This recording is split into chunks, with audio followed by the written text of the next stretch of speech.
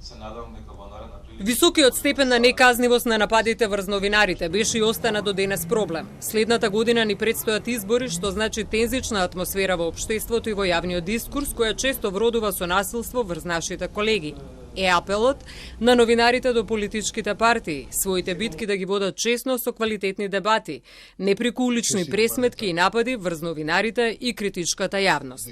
Јавноста, граѓаните и политичките партии треба да разберат дека новинарите не треба и не смеат да бидат напаѓани поради вршење на нивната професија.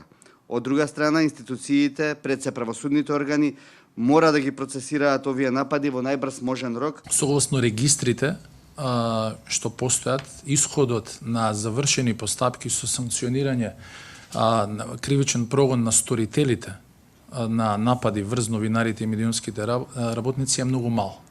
Дури не би рекол искрено дека е повеќе од 5 или 10%. Најтрауматична ноќ во мојот живот и најтрауматично за сите оние кои беа заробени во Собранискиот прес-центар е 27 април, каде што се одвиваше крвавата драма, забележа новинарката Душица Мрѓа. Државата се колнеше дека ќе има правда за 27 април.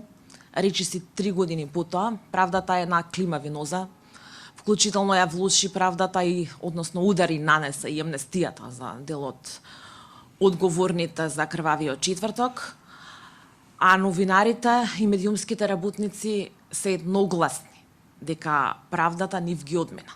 ЗНМ денеска промовираше две публикации: Хроника за небезбедноста на новинарите на новинарот Зоран Иванов и адвокатот Игор Марковски и публикацијата Нападите врз новинарите и медиумските работници на 27 април 2017 година. 2 милиона народ влезе внатре.